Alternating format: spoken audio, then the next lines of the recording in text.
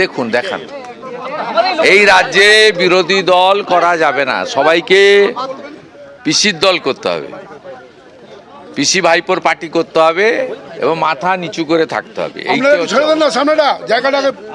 এই রকম তরুণ যুবকরা এদের টার্গেট, আজকের টার্গেট নয়, 21-এর ভোটের পর থেকেই বারে বারে এই ধরনের তরুণ যুবকরা যারা ভারতীয় সংস্কৃতি, সনাতন সংস্কৃতি, নরেন্দ্র মোদীকে সামনে দেখে, মোদীজিকে দেখে ভারতবর্ষের জন্য ভারত মাতা কি জয়, জয় শ্রীরামের ধ্বনি দিয়ে যারা এই অন্যায় অত্যাচারের প্রতিবাদ করতে চান, বাংলার প্রকৃত পরিবর্তন করতে চান, এরা এদের টার্গেট। আপনি সর্বত্র দেখবেন এই ধরনের ইয়াং ছেলেরা, এই 25, 26, 28, 30-এর যে ইয়াং ছেলেরা যারা আমাদের মূল স্তম্ভ, এরাই হচ্ছে এদের টার্গেট। যখন জব্দ করতে পারেনি এর কাছে, বিএলওরা যখন বাড়ি বাড়ি ফর্ম দিয়ে এসেছিল, তখন অধিকাংশ এই গ্রামের লোক এ পড়াশোনা জানে এবং মানে আমাদের কম্পিউটার চালাতে জানে। আমাদের এই কোঁদা বিধানসভার আইটির কনভেনার ও শক্তিকেন্দ্র প্রমুখ, এই রকম একটা ভালো সংগঠক, তার কাছে কেন মানুষ আসবে? ওরা বুঝেছিল যে এই ছেলেটা থাকলে আরও ভোট বিধানসভা নির্বাচনে বিজেপির বাড়বে, তাই একে পুড়িয়ে মেরে দাও, বলবে দুর্ঘটনায় মারা গেছে, শর্ট সার্কিট হয়ে গেছে, আগুন লেগে গেছে, লম্ফ থেকে জ্বলে গেছে, গ্যাস থেকে জ্বলে গেছে, যাই হোক।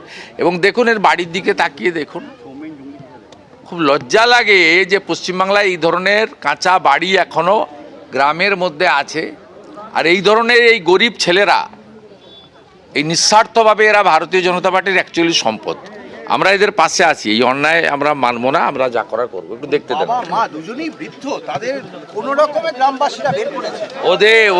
ওদের থাকার জায়গা পর্যন্ত নেই। মায়ের আবেদন দেখলেন তো, মা একেবারে গ্রাম্যবধূ, তার আর্ত চিৎকারটাই হচ্ছে আমি থাকবো কোথায়।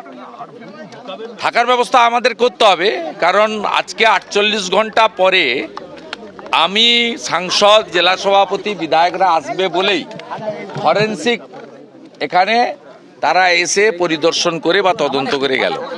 অথচ মানে 22 তারিখে রাত্রি 2টোর সময় ভোরে আগুন লেগেছে। ওই দিন, গত পরশুদিন সারাদিনের মধ্যে পুলিশের যে প্রাথমিক তদন্ত করার কথা, সেই তদন্ত করেনি। আর তাপস অত্যন্ত ভদ্র ছেলে, আর বিজেপি কখনো মিথ্যা মামলাতে উৎসাহিত করে না। তাপসের এফআইআরটা দেখবেন, অজ্ঞাত পরিচয় দুষ্কৃতকারী লিখেছে, কারণ নাম দিয়ে লিখেনি। তার মানে পুলিশের তো দায়িত্ব ছিল যে আসল দোষী কারা ফাইন্ড আউট করার। তাপস তো চাইলে এই গ্রামের যে 5টা 7টা বা আশেপাশের যে 5টা 7টা তৃণমূলের চোর আছে যারা একে ধমকাতো, তাদের নাম দিতে পারতো, কিন্তু অনেস্টলি করেছে।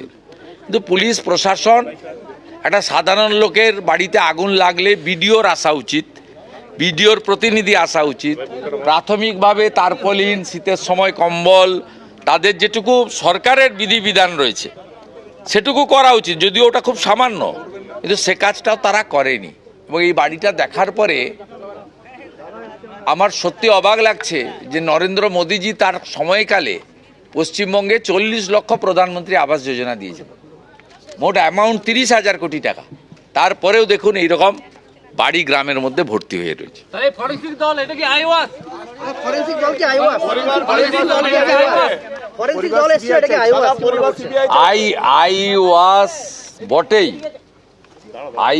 বটেই পুলিশ যদি তার রাজধর্ম পালন করত, ট্যাক্সের টাকায় বেতন পায়, ভারতীয় ন্যায় সংহিতা অনুযায়ী যদি এফআইআর পাওয়ার পরে কাজ করতো, তাহলে পরশুদিনই এসব কাজ করা উচিত ছিল। 22 তারিখ, আজকে 24 তারিখে দুপুরবেলা পর্যন্ত অপেক্ষা করতে হতো।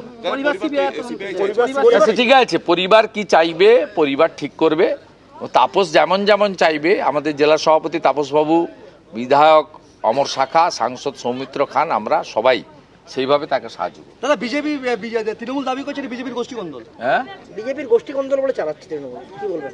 মাথার ডাক্তার দেখাক, এখান থেকে নাচি কাছে তৃণমূল বলছে পুরুলিয়া দিয়ে চলে যাক, গাড়ি ভাড়া আমি দিয়ে দেবো। তৃণমূল বলছে এর সাথে আপনার কোনো দায়ী নয়, হ্যাঁ, এটা আমরা করিনি, এটা আমাদের কোনো দায়ী নয়। ও তো এফআইআরেও লেখেনি তৃণমূলের নাম, দুষ্কৃতকারী লিখেছে। আমরা বলি এটা রাজনৈতিক কারণ। এবং এসআইআর এর ফর্ম ফিল আপের সময় যখন জনগণ ওর বাড়িতে আসছিল, তখন তাপসকে ধমক দেওয়া হয়েছিল যে তোমার এই বাড়াবাড়িতে আমরা ঠিক করে দেবো। সরাসরি লড়তে পারবে না। ওন্দা বা বিষ্ণুপুর সাংগঠনিক জেলায় বিজেপি খুব শক্তিশালী পার্টি, সামনে লড়তে পারবে না, তাই পিছন থেকে রাত্রি 2টোর সময় ওদের হারমাদদের পাঠিয়ে পেট্রোল ছড়িয়ে আগুন লাগিয়েছে যাতে পুড়ে ওর বাবা মা সব মারা যায়। দাদা যদি এর সুষ্ঠু বিচার না হয় তখন কি করবেন আপনারা? বিচার তো হবে না, কিন্তু তার জন্য ব্যবস্থাও আছে, আমরা করব, পার্টি পাশে আছে। বিরোধী দল নেতার কাজ এটাই, যেখানে যা ঘটে আমরা যাই, রাজনৈতিক ঘটুক অরাজনৈতিক ঘটুক, প্রথম আমি পৌঁছাই। এটা বিজেপি বিরোধী দল নেতার কাজ। বকটুতে যখন পুড়িয়েছিল 22 সালে, মমতা ব্যানার্জি যায়নি। যে মুসলমানরা তৃণমূলকে ভোট দিয়ে রেখেছে, সেই মুসলমান পাড়াতে প্রথম আমি গেছিলাম। তাহলে কি বিধানসভা নির্বাচনের আগে সব টার্গেট মিডিয়া এবং বিরোধী? বিধানসভা নির্বাচনের আগে তাহলে কি সব টার্গেট মিডিয়া এবং বিরোধী? মিডিয়া টার্গেট তো বটেই। কয়েকদিন আগে আপনারা বেলডাঙ্গায় দেখেছেন একটা আত্মহত্যার ঘটনা নিয়ে কিভাবে 2 দিন ধরে এনএইচ বন্ধ রেখেছে। আর বিরোধী রাখতে চায় না, এ তো স্বাভাবিক কথা, কারণ ভোট হলে তো জিততে পারবেন। এসআইআর এর পরে যে পরিচ্ছন্ন ভোটার তালিকা আসবে, আর এই ধরনের যুবকরা তৃণমূলের টার্গেট, আজকের টার্গেট নয়, 21 সালে পোস্টপোল ভায়োলেন্সে এদেরকেই টার্গেট করেছিল সমস্ত বুথে পশ্চিমবাংলায়। লক্ষাধিক যুবককে বাড়ি ছাড়তে হয়েছিল এবং আসামে, ঝাড়খণ্ড, বিহারে গিয়ে তাদেরকে আশ্রয় নিতে হয়েছিল। এখনও 10-12 হাজার যুবক অন্য রাজ্য থেকে ফেরেনি। এই ছেলেরা যারা নিঃস্বার্থভাবে ভারত মাতার সন্তান, মোদিজির আদর্শে বাংলা গড়তে চায়, দেশ বাঁচাতে চায়, তারাই আজকে ওদের টার্গেট। ঠিক, আমাকে একটু দেখুন। এবিপি আনন্দ, এগিয়ে থাকে, এগিয়ে রাখে।